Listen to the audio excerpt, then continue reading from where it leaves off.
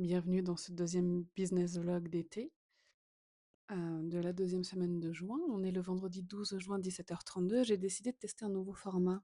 Au lieu de filmer un petit peu tous les jours, je vais filmer qu'une seule fois à la fin de la semaine. Pourquoi? Parce que j'ai l'impression que je me répète trop. J'ai l'impression que chaque jour je répète la même chose. Donc autant faire un petit papotage, résumé de fin de semaine.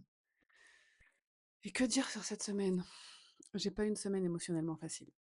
Vraiment pas du tout. Euh, Pourtant, elle avait bien commencé. Dimanche dernier, j'avais bien organisé ma semaine avec sur mon bel agenda. Je m'étais fait un truc tout beau, tout sympa qui donne envie. Voilà. Et, euh, et j'ai plein de petites galères à gérer. Plein de petites galères. La première qui est un peu de ma faute, enfin de ma faute. J'aurais pu l'anticiper, mais franchement, je m'y attendais pas.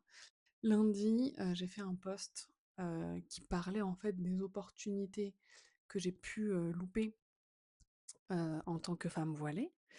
Mais et vraiment c'était très pro, hein, donc je parlais de quelques opportunités que j'avais loupées, mais aussi des opportunités que j'avais eues et du fait que, en gros, attendez, il y avait un petit truc là.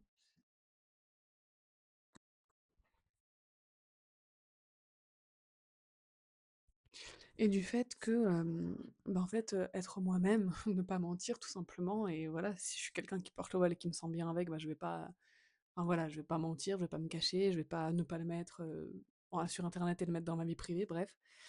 Et je disais que ça m'avait apporté des personnes hyper intelligentes dans ma vie, hyper bienveillantes, etc. Et que ce qui faisait que être moi-même, ça avait eu énormément de bon, de par justement les personnes que ça avait attiré. Parce qu'au final, je travaille avec des personnes qui vont au-delà de l'apparence physique, qui vont au-delà de leurs préjugés, ou même qui n'en ont pas, et juste qui veulent voir les humains, tout simplement sans prendre en compte à quoi ils ressemblent, quelles sont leurs croyances, etc.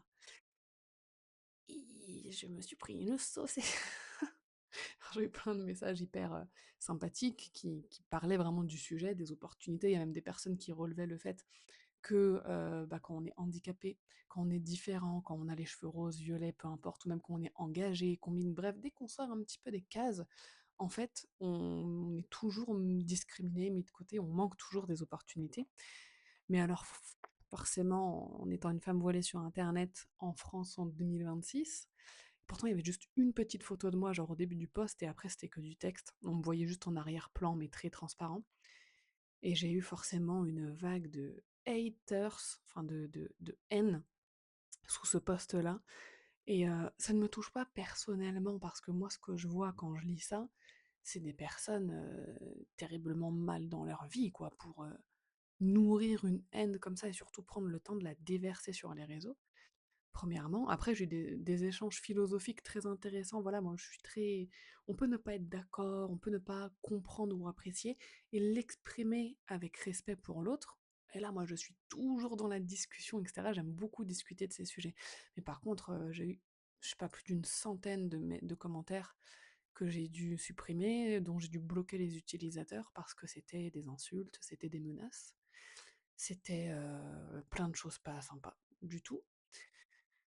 Hem Et en fait, c'est très prenant émotionnellement, même si, ils font ça puis en plus, il y avait des commentaires de fermes, hein. Je sais pas si tu as déjà entendu parler des fermes de commentaires pour de la propagande politique ou voilà, c'est payé par on ne sait qui. Mais il y en avait, ça se voit, c'est toujours les mêmes types de pseudos, c'est toujours des comptes sans abonnés, sans photo de profil, sans publication, je voulais dire. Et en fait, c'est des fermes donc s'il y a des humains derrière, hein, ou qui utilisent des intelligences artificielles pour copier-coller des messages de haine, etc. Bref, ou je sais pas exactement comment ça se passe, mais ça se voit. Et donc il y avait, je dirais, 80% de messages haineux de fermes à commentaires, et 20% quand même de vrais humains, parce que ça se voyait sur leur compte. Enfin bref, donc déjà ça le lundi, au final ça m'a pris énormément de temps, parce que je voulais pas laisser passer une seule insulte, je voulais pas zapper un seul truc mauvais et les laisser apparaître sur mon compte. Donc ça m'a pris pas mal de temps. Lundi. J'ai aussi reçu en début de semaine, je crois que c'était le même jour, un avis négatif. Bah oui, parce qu'il faut bien qu'il y en ait des avis négatifs. Donc je reçois un message sur Discord d'une élève qui a fait le campus Customer Care en 2024, donc il y a 2 ans. Euh, et qui me dit que voilà, en 2 ans, malgré ses candidatures, malgré, ses efforts et cetera, elle a toujours pas trouvé de mission et en fait, dans son message, qui est très respectueux et gentil, hein, enfin gentil, voilà, très respectueux, elle remet en cause mon honnêteté sur, la réalité du marché de customer care manager, que, que même dans ma communication aujourd'hui, elle me conseillait d'être plus transparente avec les prospects et cetera et et qu'elle abandonne les recherches, en gros. Et donc forcément, moi je suis hyper mal quand je lis ça parce que déjà je me dis: «Mais en 2 ans, j'ai pas eu de nouvelles de cette personne». En 2 ans, il y a plein de choses qui ont évolué dans le programme. On a mis un autre accompagnement en place, on a mis des mission week, on a mis un challenge, j'ai envoyé plein de fois des emails à tous mes élèves, donc que cette personne était censée recevoir aussi, et même dans la cafétéria dans laquelle elle est, puisqu'elle a pu me contacter via ce... Et en fait, en 2 ans, je n'ai jamais vu cette personne utiliser ce que j'ai pu mettre à disposition, ni venir au live où je les accompagne en direct, etc. Et donc, d'un côté, je suis partagée entre je comprends, c'est tellement difficile et je me sens hyper mal et très responsable du fait qu'elle n'ait pas trouvé de mission en 2 ans. Et donc je lui ai proposé, je lui ai répondu, je lui ai dit: «Mais il faut qu'on s'appelle, il faut qu'on en parle, n'abandonne pas, fais-moi voir tes candidatures, les retours», enfin voilà, c'est des choses que normalement je fais pendant le processus de recherche, pas 2 ans après. Hem, c'est normal que pendant le processus de recherche, il y ait toujours des trucs à ajuster, c'est normal de se prendre des noms et cetera. Mais moi je suis là, mon équipe, on est là, encore une fois tous les trimestres on est là en live, pour voir ça avec tous les élèves du campus, bref. Et donc je suis partagée entre le fait de la comprendre et de me sentir mal, de me sentir responsable, de me mettre à sa place. Et si j'étais à sa place, je serais vraiment pas contente d'avoir suivi une formation qui ne m'ait pas donné les résultats promis. Et d'un autre côté, je suis partagée avec le fait que j'ai pas eu de nouvelles. J'ai pas eu de nouvelles et encore une fois, tout ce que j'ai mis à disposition n'a pas été utilisé. Donc j'ai du mal à... Je n'ai pas de matière. Surtout qu'entre-temps, depuis 2024, il y a plein de personnes qui ont trouvé des missions. Si tout le monde me disait: je trouve rien», bah, effectivement, voilà, mais je fais des études de marché tous les ans. J'en ai refait une d'ailleurs aujourd'hui, celle de 2026. Je fais des études de marché tous les ans et tous les ans, je je me dis: «OK, c'est bon, je peux continuer à former des customer care managers». Là d'ailleurs, je sais que je vais réguler, c'est-à-dire que je vais accepter 30 personnes maximum par classe, 4 fois par an. Donc maximum 120 CCM par an pour alimenter le marché de façon hyper, douce et cetera. C'est quelque chose que je contrôle. Donc bon, déjà que tout ça se soit remis en question, que ma communication soit remise en question aussi alors qu'elle est très transparente, mais c'est des communications dont elle n'est plus la cible, donc elle ne les lit pas.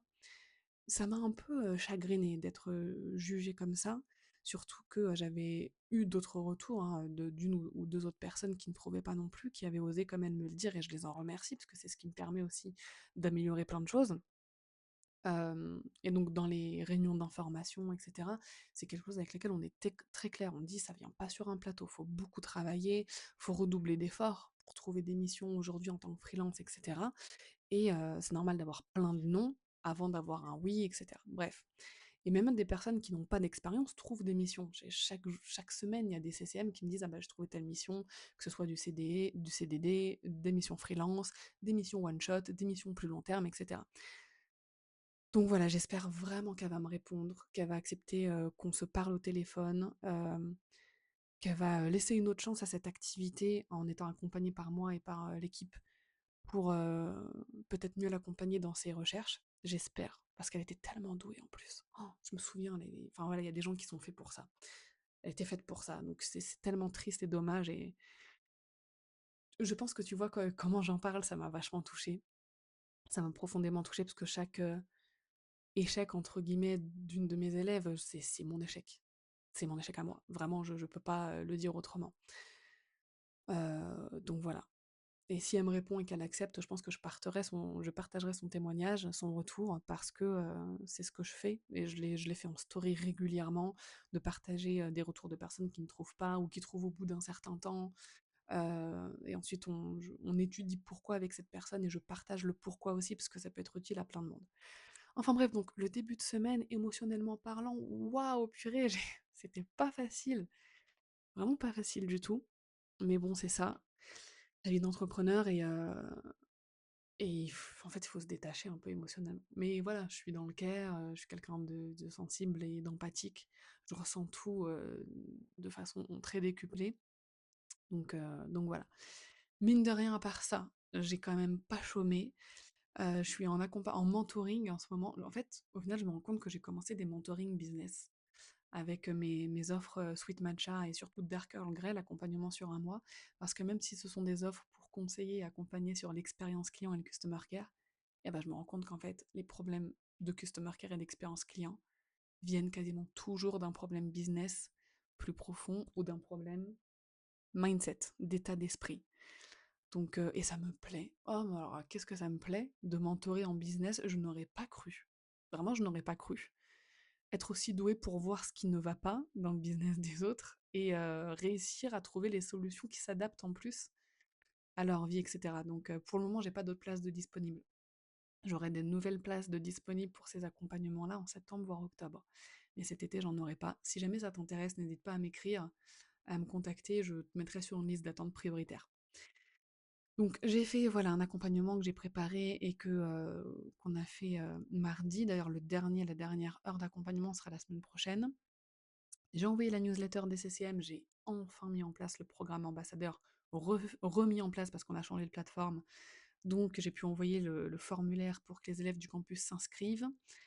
Euh, j'ai fait un petit guide pour les corrections pour Alice la prof, parce qu'on a changé de process de correction, pour les TP du campus Customer Care. Qu'est-ce que j'ai fait d'autre? J'ai fait un call avec une ancienne élève du campus qui s'appelle Marine. Marine Delivery, si tu veux la retrouver sur Instagram, qui s'est spécialisée dans la livraison client et c'était un appel tellement intéressant. Déjà, ça m'a fait plaisir d'avoir de ses nouvelles parce que je l'avais formée en 2023 et de voir comment elle s'était spécialisée dans le domaine du care, mais là, du care poussé technique, en gros la technique du care pour la livraison client spécifiquement pour les formations en ligne. On va faire un épisode de podcast ensemble parce que c'est trop intéressant. Il faut vraiment que ce soit un sujet qu'on creuse encore plus. Et on va peut-être faire aussi une petite collaboration ensemble, donc j'ai trop hâte. Franchement, c'est trop cool. Qu'est-ce que j'ai fait d'autre?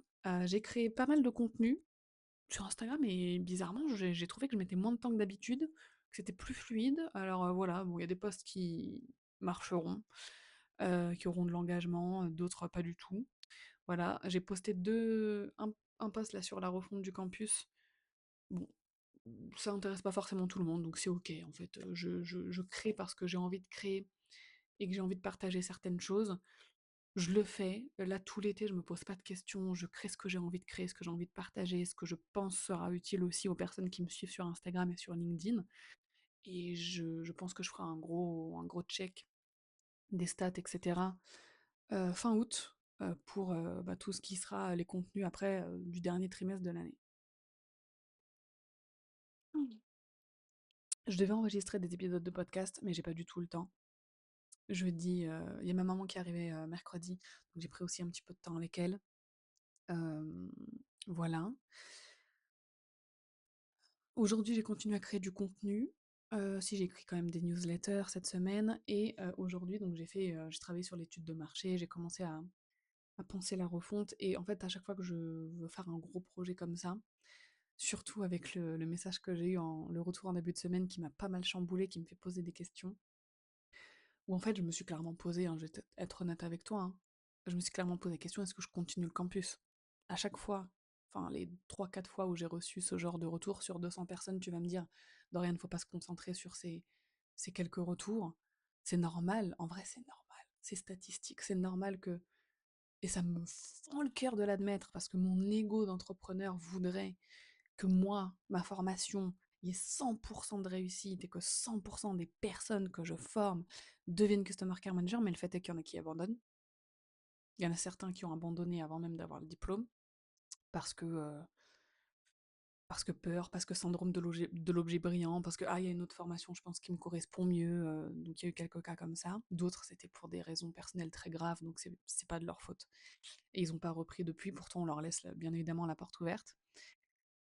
D'autres, sont bloqués, n'avancent pas et cetera. D'autres ont une vie pas forcément facile et en fait, le peu de temps qu'elles peuvent consacrer à postuler, bah, c'est pas assez ou alors elles tiennent pas assez sur la durée. D'autres, ne font pas assez d'efforts ou n'utilisent pas ce qu'on met à disposition et il y a une part de CCM, enfin de personnes qui cherchent et qui ne trouvent pas et en fait, c'est statistique. Dans chaque marché du travail, il y en a qui galèrent plus que d'autres et je ne peux pas l'expliquer et c'est très frustrant. Parce que même si je suis quelqu'un qui est très dans l'émotionnel, très dans l'intuition et cetera, je suis aussi quelqu'un qui est très factuel et qui aime bien les profs scientifiques, qui aime bien les chiffres et tout. Et donc j'étudie, je les interroge, c'est pour ça que je creuse, qu'est-ce que tu as mis en place, c'est quoi que tu as envoyé, qu'est-ce qu'ils t'ont répondu, ok, la prochaine fois, dis-le comme ça, machin. Toujours, je suis dans l'amélioration continue. Et donc quand je peux pas le faire avec certaines personnes qui me disent qu'elles ne trouvent pas, ça me frustre parce que je sais qu'il y a toujours des solutions. Mais je sais aussi qu'il y a une part de chance, je sais pas si on peut l'appeler comme ça. Il y a une part de chance, il y a une part d'énergie qu'on renvoie, il y a une part, parfois il y a une part d'image aussi, hein, dans le sens où parfois on part avec un handicap entre guillemets, selon notre style vestimentaire ou quoi. Mais en règle générale, quand on est freelance, on arrive quand même normalement à trouver des clients qui s'en moquent. Donc voilà, donc je me suis posé clairement la question aujourd'hui. Et c'est pour ça que j'ai fait l'étude de marché aujourd'hui. Souvent, je la fais un peu plus tard dans l'année pour avoir déjà plus de data sur le début d'année. Mais bon, là, on est en juin. On peut dire qu'il y a déjà 6 mois de data, on va dire. Et j'ai posé clairement, donc j'ai fait des recherches sur les sites de statistiques habituels, sur des articles d'autres professionnels du customer care, de la relation client, de l'expérience client dans les startups, dans des grandes entreprises, pour d'autres petits secteurs aussi. Et je mets de l'intelligence artificielle aussi, bien sûr, pour compiler toutes ces données, pour sortir des tendances et voir le marché. Donc l'étude de marché est très rassurante. Si ça te dit, je peux la partager. Comment je peux la partager? Faudrait que je fasse un formulaire, un truc comme ça pour que je puisse te l'envoyer par mail. Ce sera pas fait pour cette vidéo, je te le dis clairement, j'aurai pas le temps de le faire. Mais si ça t'intéresse, envoie-moi un DM sur Instagram, je te l'envoie direct, euh, comme ça, sans inscription ni rien.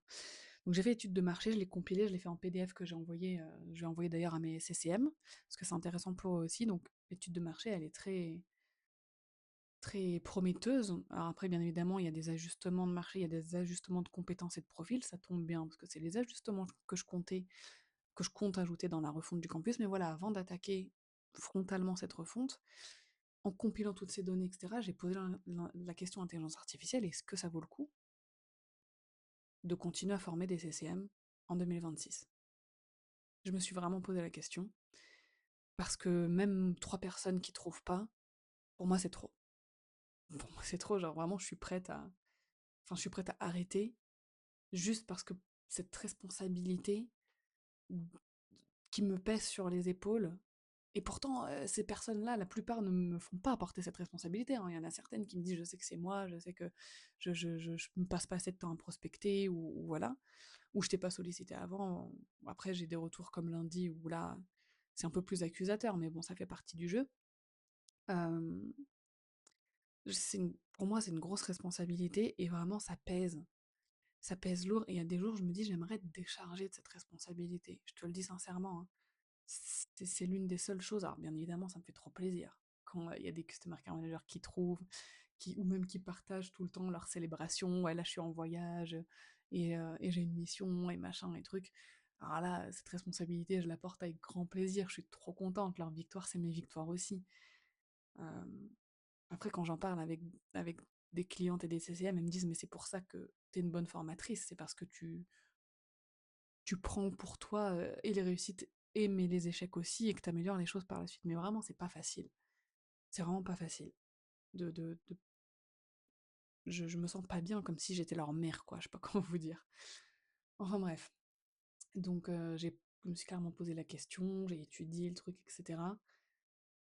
Et selon les prédictions, en analysant toutes les données depuis 2021 qu'on a créé le marché, avec l'aide de l'intelligence artificielle, comme je te disais tout à l'heure, des études statistiques qu'on a pu relever sur les recrutements, le marché du freelancing, etc., la réponse, elle est clairement oui à 100%, que le marché, il est là. Il est juste en train de se structurer. C'est vrai que pour les Customer Care Managers que j'ai formés en 2021, 2022, 2023, c'était facile de trouver des missions. Vraiment, elles trouvaient en moins de 3 mois, certaines même, elles trouvaient en 2 semaines.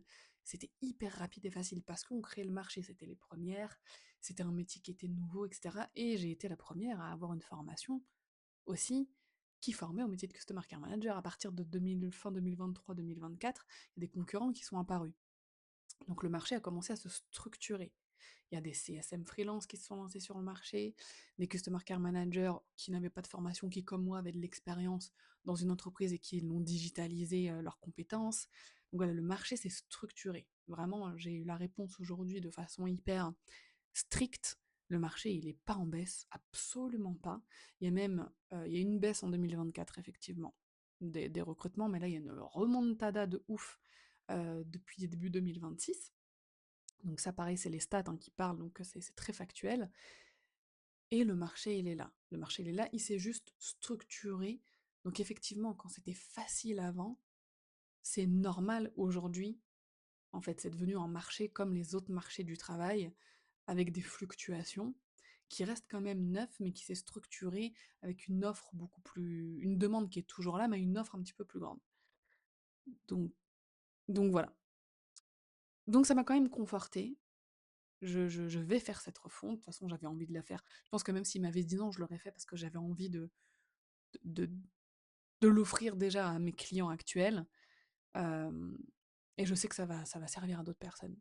Mais vraiment, c'est des vraies décisions à prendre quand tu es entrepreneur, de dire est-ce que je continue d'accepter de porter cette responsabilité et est-ce que je continue d'accepter que oui, je vais avoir des clients qui ne vont pas trouver de mission. C'est un fait. C'est vraiment là, c'est normal. Il y en a qui vont pas trouver.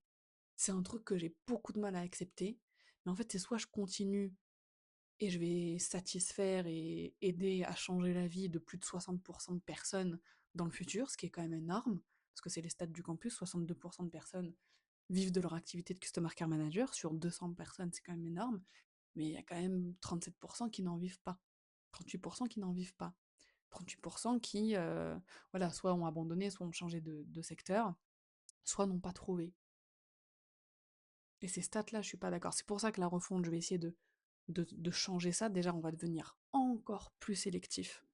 Vraiment, ça va me fendre le cœur, mais on va devenir encore plus sélectif sur les profils. On va vraiment choisir des profils qui se laissent pas aller, qui attendent pas que ça arrive sur un plateau, qui ont un côté très déterminé, euh, qui n'auront pas peur, soit qui n'auront pas peur de pas avoir d'expérience en customer care, soit s'ils commencent à avoir des craintes et à me dire ouais mais si j'ai pas d'expérience et tout, on prendra des gens qui ont déjà de l'expérience. Parce que ce sera une protection pour nous en tant que formateurs et un avantage pour eux d'en avoir, parce que c'est vrai que bah, les entreprises privilégient l'expérience, même si, encore une fois, j'ai beaucoup de CCM qui n'ont pas d'expérience en customer care qui trouvent des clients. Donc voilà, donc je vais le faire, mais là en fait je suis en train de te parler comme je te parlerai à une pote et je suis en train de te dire, purée, si je continue, en gros ça veut dire que j'accepte le fait que je vais décevoir des gens. Genre, c'est hyper compliqué à accepter, mais en fait c'est quand t'as une entreprise, ça va avec. T'as une entreprise de cosmétiques, toutes tes crèmes n'iront pas à tout le monde. Il y a des gens qui vont faire des réactions, il y a des gens chez qui ça marchera pas. T'as une entreprise de vêtements, il y a des gens qui vont te renvoyer les vêtements parce que finalement, une fois sur eux, ça va pas leur aller. Ou parce que sur ce vêtement-là, il y avait un défaut de fabrication euh, et le truc il s'est déchiré, tu vas devoir les rembourser. En fait, il n'y a aucune entreprise du monde qui a 100% de taux de satisfaction et de réussite. Mais moi, mon produit, mon programme, c'est pas un... Alors oui, on sauve pas des vies, mais c'est pas non plus un truc pas important.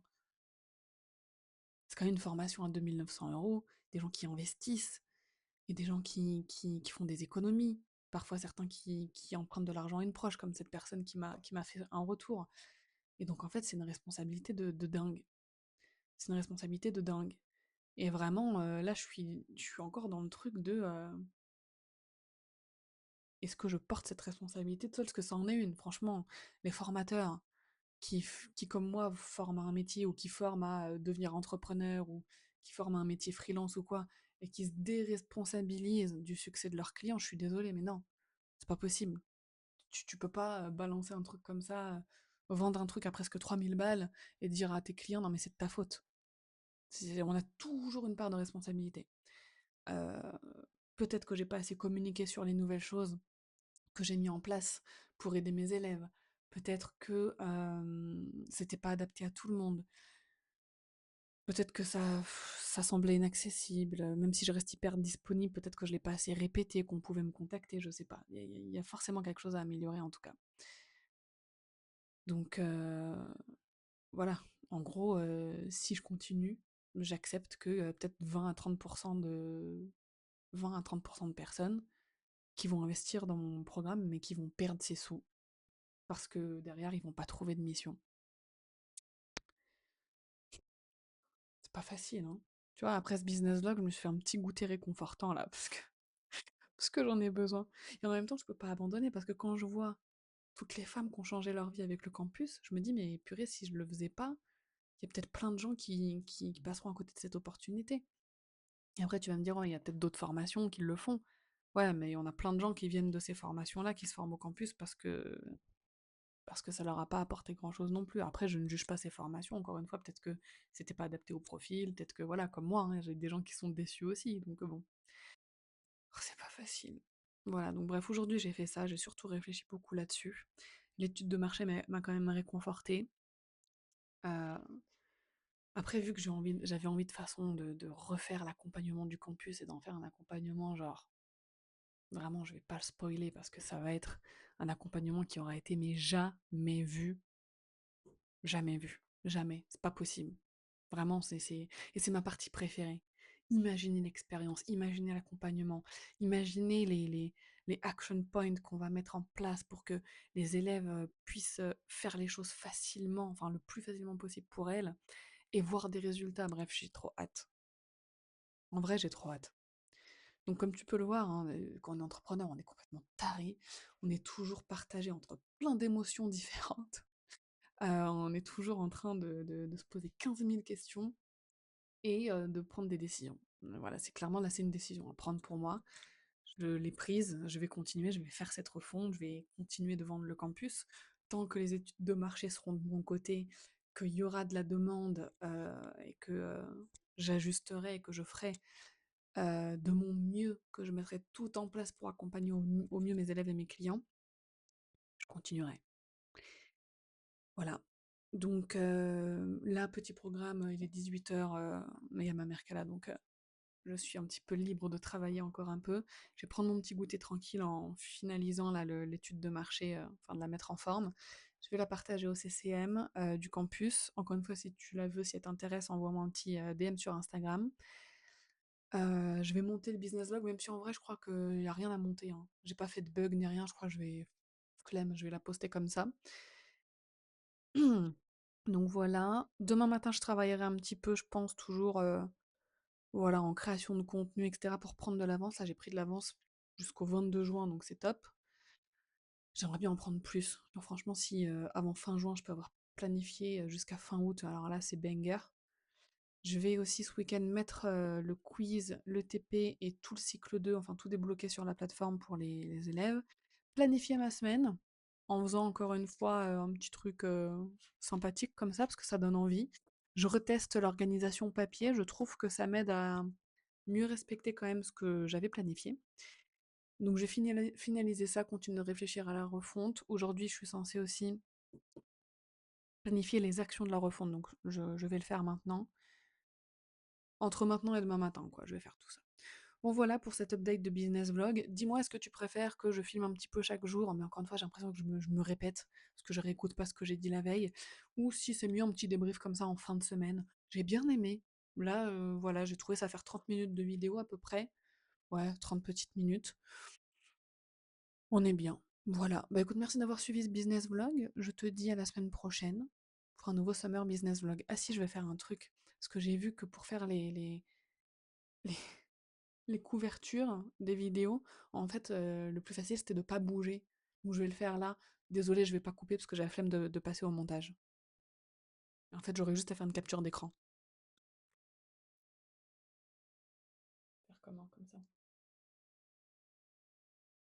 voir si ça fait mieux avec la suite.